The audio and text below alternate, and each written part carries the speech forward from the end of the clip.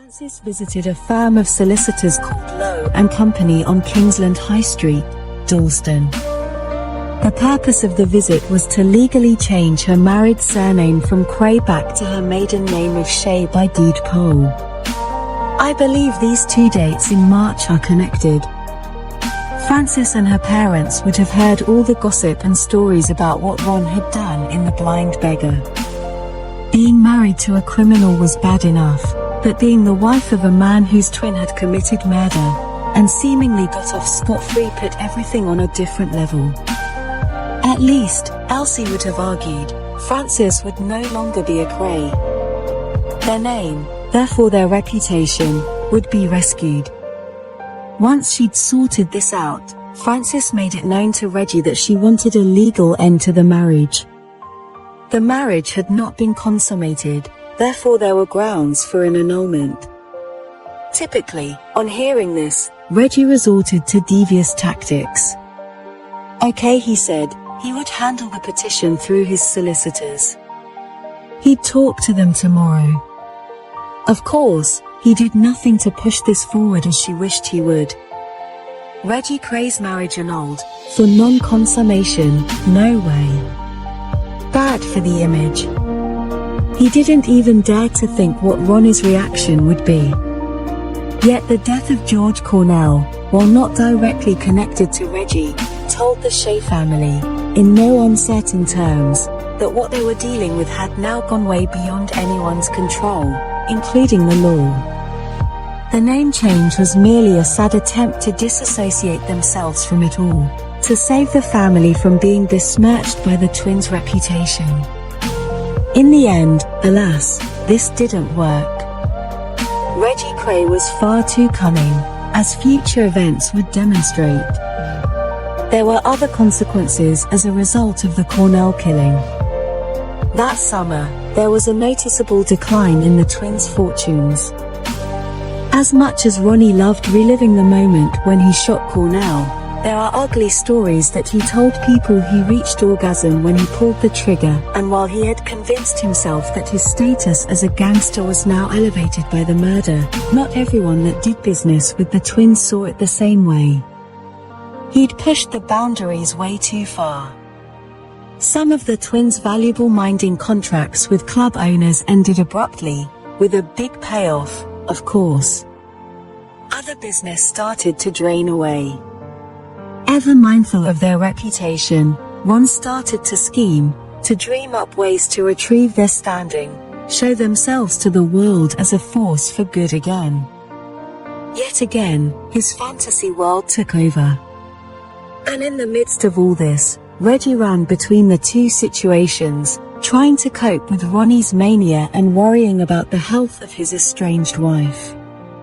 Despite all his efforts, he'd even persuaded her to take a short weekend trip with him, that spring, to Devon, where they visited the twins' old friend Frank Mitchell in Dartmoor prison. Frances remained, as she had been for some time, extremely nervous. There were bad headaches and frequent spells of bleak depression.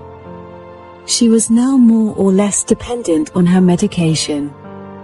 The smallest thing could upset her, have her reaching for her packet of pills, legally prescribed by the doctors and now a consistent feature in her life. She was in a bad way.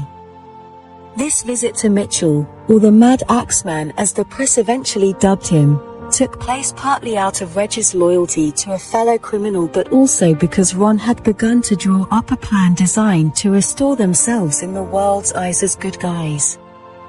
Put simply, the plan was to help Mitchell escape from Dartmoor, get him into hiding in London and then, via the huge publicity their involvement in his escape would attract, their efforts would convince the authorities to release Mitchell. The former convict would then be free, and the world would know the twins could do virtually anything they wanted. It would enhance their prestige, give them even more power. The crazy plan, which preoccupied Ron throughout 1966, did eventually culminate in a very public and almost laughably easy escape from Dartmoor. However, it went badly wrong after that, resulting in the killing of Frank Mitchell. Once in hiding, Mitchell had proved difficult to control. Tragically, this resulted in his disappearance, by order of the twins, on Christmas Eve 1966. The police were never able to prove, beyond doubt, the full details of Mitchell's slaying.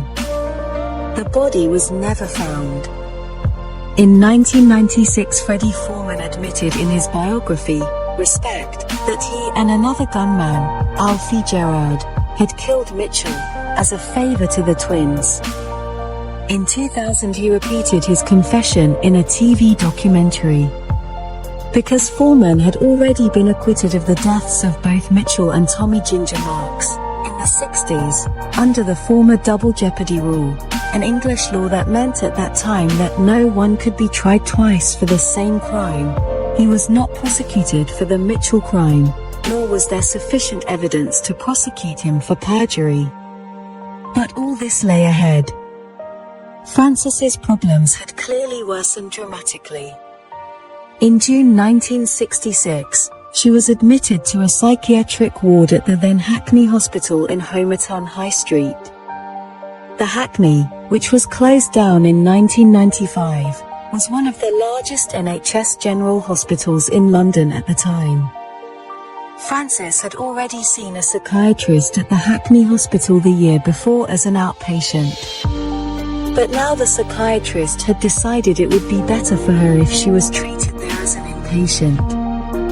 It is not clear whether this was because Frances had already experienced some sort of breakdown prior to admission, or whether she had talked of attempting suicide in one of her visits in the psychiatrist at the hospital's outpatients department.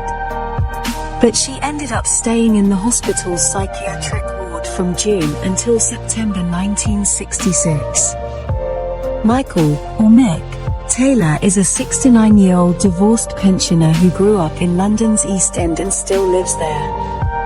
Known locally as the sartorialist because of the way he always smartly tricks himself out, he is one of the area's more colourful characters, a living reminder of the old days of the district. We had coffee together in the now ultra-fashionable Brick Lane where he told me his story of the time he too was a young psychiatric patient at the Hackney Hospital during the World Cup victory summer of 1966. He told me, in some detail, how he found himself falling for a lovely young woman who was being treated on the same ward. I was 21 at the time and I'd had a nervous breakdown, he recalled. I'd suddenly cracked up after a family bereavement. They diagnosed me with a nervous disability. I didn't remember much about how I got there, but I wound up in the Hackney Hospital for 16 weeks. You were in this huge long ward, with about 20 people on it, men at one end, women at the other. One morning, not long after I'd got there, I was lying on my bed and a girl came over. Very smartly dressed lady. Immaculate. At first glance, I thought she was one of the doctors, because of the way she dressed and spoke to me. She was so nice. She asked me about how I came to be there and said she was the same as me. She told me, if you do what they tell you, you'll get better. She told me she'd already been there for over a week. That was the start of Mick's friendship with Frances. When she went back to her bed, I went to see the matron, who had an office on our floor. She told me, that young lady is Reggie Kray's wife. I thought I'd better tell you. Hospital friendships tend to develop quite quickly and this was no exception. They were both around the same age, from local working class backgrounds, in the hospital for similar reasons. They were not in a locked or secure ward situation. The psychiatric patients in this ward were free to go outside the hospital if they wished, the only proviso being that they had to return on time for their medication and their meals.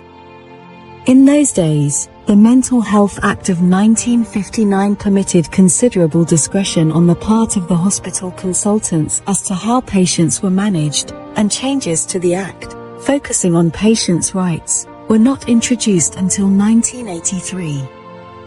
The matron's comments didn't trouble Michael. I wasn't really frightened by knowing Reggie was her husband, he explained. The same day, we went for a long walk outside and she started to talk to me about her life. She told me she was never in love in her life. He never had the time for her. He was always out, drinking, clubbing. She told me she would wake up in the morning when she was with him and find a gun or a hammer lying under the mattress. She said she was scared something might happen to her because of the life they were living. It was the uncertainty. And there was no end to it, arguments, violence. Reggie wasn't violent to her. But she said Ronnie was always threatening her, telling Reggie to get rid of her. Reggie treated her well. She could have anything she wanted. She never went to work. In a way he had her entire life. But she couldn't take Ronnie. Him and Reggie had to be together all the time. They were a fighting force. During those weeks in the hospital, Taylor said they were both given shock treatment, ECT, electroconvulsive therapy, as well as drug treatments 4 times a day. They'd give us drugs like Valium. The drugs made you docile. You saw a psychiatrist every 2 weeks.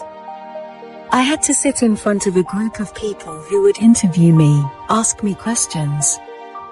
I had shock treatment twice. I didn't like it. You didn't really know yourself for a couple of hours until the effect wore off. My hair was pretty long then and her hair was long and shiny. A kind of glue was used when they put the electrodes on your head, so that afterwards part of your hair was stuck together. She managed to get it off. She really cared about herself, her appearance. One week I remember her having it twice, then once the following week, but I think she had it more than that, over 5 or 6 weeks. She said it made her forget about the life she was living. She was so scared. Mick Taylor also recalled that Frances had confided that nothing had ever happened with Reggie. They never consummated the marriage. I felt so sorry for her. She was a good-looking girl. Small, cuddly, warm. I can still see her now, wearing a bright red jacket with a tartan skirt with black slingbacks, quite high. The shoes cost a lot of money. All her clothes were immaculate. She told me she was going to go in for a divorce. She was going to sort that out. The marriage was over. There was never any love there. She told him, Taylor explained, that she wasn't scared of Reggie but of Ronnie. Why he married her, I don't rightly know. She said every time they went out as a couple they were never actually together. He had to go here, there, she would be sitting there with people around her. But never her husband. Everywhere she went she'd have minders, people driving her around. At home she was either with a minder or someone else, family. She told me she was scared of Mrs. Kray. She could never do anything without her knowing. Wherever she went people would point, there's Reggie's wife. That summer, the pair wandered around the area during the day, enjoying each other's company away from the hospital ward. We'd go for a walk across Hackney Marshes for a couple of hours. We even went to the Spread Eagle pub next door, but the governor of the pub, once he found out who she was, told us to stop coming. I wanted to take her to meet my family, but they were also too scared to even meet her. Her mum would come to see her every other night for an hour or so. Her mum was very quiet, but she had a fierce look on her face. Her dad, Frank, was a quiet man too. Her brother and his girlfriend came to visit too. Sometimes they'd come on their own, without each other. I got on well with them, they seemed like very nice people. But I could see her mother didn't like me, I guess because she saw how friendly we were. On weekends they were sometimes allowed to go back home if they wished. Mick recalled the twins visiting Francis on 2 occasions.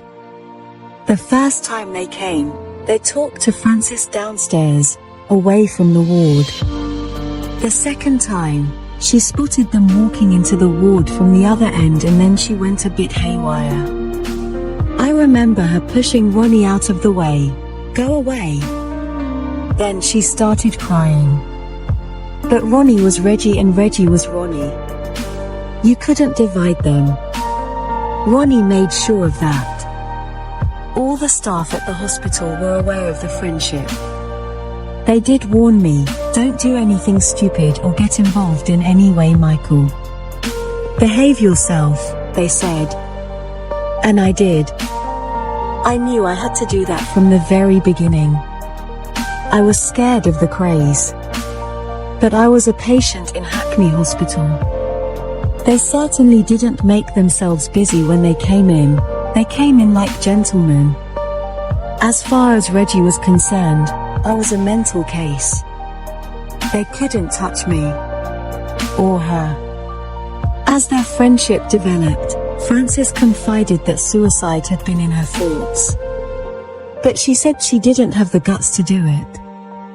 Reggie had taken her to a Harley Street specialist, but she said the drugs he was giving her were making her worse. When she told them this at the hospital, they didn't want to know. She told me the drugs the West End doctor gave her made her high, then low, then depressed. She suffered a lot, in a way. The drugs were too powerful, mucking her head up. For all this, Mick Taylor vividly remembered the happiness of their short time together that summer. She'd buy me the odd gift, a tie, a handkerchief. Someone would always bring her whatever she needed in cash. I'd buy her the odd meal. One day we went to Bloom's in Whitechapel. Another time it was Leon's tea shop, near Aldgate Station. She was quiet, but she wasn't a stupid girl. When you talked about things, she knew what she was talking about. Part of her was quite religious. There was a church at the back of the hospital. We used to go and sit there sometimes. When you went out, she always walked on the inside as we went down the road. As a Cockney, you were taught certain things as a boy, how to behave, chivalry towards women. We respected each other. He told me the relationship gradually developed into displays of physical affection. Yet he was acutely conscious of where the lines were drawn. There was a bond between us. She made me happy. I do remember the day I first kissed her, on the grass at Hackney Marshes. "I am glad I met you," I said, then we kissed. She said, "I'm glad I met you too." She needed that affection. It didn't go further than kissing and cuddling. I suppose it could have happened, but I thought if I had done anything it would have been dangerous. She wasn't divorced. She said that if anything happened to him, she would have her freedom. She did have plans in her mind. We even talked about moving out of London, where no one knew us, things like that. But she never got to do anything. It never happened. A little after 3 months later, both were discharged from the hospital. She went home and I went to stay at my brother's place at the Guinness Trust, behind Moorfields Eye Hospital, Mick continued. I missed her. Times like that in your life, you don't forget. People knew about our friendship, yes. But I kept out of harm's way afterwards, went to work for the council, doing highway repairs. The news of what happened to Francis, less than a year later, came as a devastating blow when he read about it in the newspaper. I couldn't believe it at first. But when something like that happens, you have a sense that it's meant to happen. Knowing her, in a way, made me grow up. You start to realize what's right and what's wrong, and be honest with yourself. For me, it shook me into getting back on track. I stopped taking the medication and got on with my life. She would have made me a good wife. I do know that. The discovery that Frances had received shock treatment on several occasions that summer should be viewed in the context of the times. More commonly used to treat depression then, today it is only used in extreme cases, where all else has failed. Its use declined over the years as new drug treatments were introduced and were shown to be more effective and with fewer side effects. ECT has been demonized because it was overused. Some people did get chronic memory loss afterwards, explained psychiatrist Trevor Turner. Also, they used to give it without modifying drugs, which resulted in shaking, foaming at the mouth, very scary reactions, and people have retained that powerful image of it. And the idea of having electricity shot through your brain feels pretty barbarous. So it has a bad press. It was more its nature, rather than side effects, that generated its demise. It sounds like she wasn't getting better on 2 or 3 different types of medications, so a course of ECT had a 50-50 chance of helping her. What they'd have been hoping for is to get her sufficiently less depressed not to need the drugs. One side effect would be loss of memory around the time the person had it. But it would come back. Michael Taylor's account of Frances reveals a person who clearly understood her situation and was cooperative with the doctors who were treating her because she still wanted or hoped to get better. The long stay in Hackney Hospital was, in many ways, a refuge from what she was struggling to deal with, and her comment about the shock treatment making her forget the life she was living is illuminating. Not only had she admitted to Mick Taylor that she was already contemplating suicide as a way out, but also that it was obvious to her that the treatment for her depression offered various ways of forgetting for good. Yet the young woman who came out of hospital that autumn just before her 23rd birthday was, sadly, nothing like the beautiful bride of David Bailey's photos. She did lose a lot of weight after she came out of Hackney Hospital, remembered Rita Smith. I saw her in the car and, looking at her, you could tell she wasn't getting better. She was far away. Maureen Flanagan remembered seeing Frances briefly at Valence Road that autumn. On the day in question, Reggie was nowhere to be seen. Either she'd just popped in to say hello, she recalled. Or maybe Violet had been in touch, asked her round. She didn't look like the girl I'd met a few years before. She looked drawn, like someone who had just given up. It was all too much for her. She could never be scruffy or untidy, but she had no makeup, pale, white as a ghost, like a little will-o'-the-wisp, not really there. After she'd gone, I said to Violet, "She doesn't look like she's with us." "I thought that," said Violet. She looked weak, like she should be in hospital. The sad truth was that despite the efforts of the medical profession to help Frances, really, nothing had changed at all. She was still trapped in the Kray web, shunned by many out of ignorance and fear, still haunted by those weeks when she'd been chillingly exposed to the sordid truth about Reggie's way of life. As for the twins, rumors now persisted that the police were poised to arrest them for Cornell's murder. At one point the murdered man's widow, Olive, had been round to Fort Valence at night and smashed the windows, screaming at the top of her voice that Ronnie had killed her husband, much to Violet's disgust, as if her boy would do anything so bad, she tutted. Such stories were common currency in the pubs and drinking clubs of Bethnal Green and the East End. They soon got back to Ormsby Street. The next thing everyone heard was that the twins had flown the coupe to Tangier, Morocco. As John Pearson recorded in The Profession of Violence, Ronnie enjoyed the Arab boys. Reggie invited out a hostess from the Latin Quarter Club in London. During her fortnight with him he never once referred to Frances or the East End. But the holiday was cut short. The twins' notoriety now trailed behind them everywhere. The chief of Moroccan police arrived in person at their hotel to inform them they were undesirable aliens. John Pearson said, 2 seats were booked for them on the next plane back to London, when my research later unearthed a short handwritten letter addressed to Francis dated the 17th of October 1966, posted in Tottenham, London. Another tragic piece of the jigsaw puzzle surfaced. The note, from someone with a Greek-sounding surname, indicated that Francis was buying street drugs. Whatever Francis was hearing or being told about Reggie via the local whispers and the rumors at that time, they would only have served to exacerbate her fears, her terror.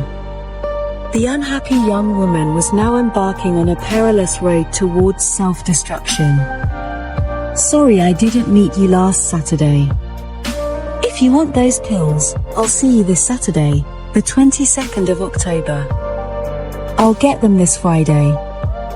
I will meet you outside the Odeon Cinema at 3 p.m. Be there.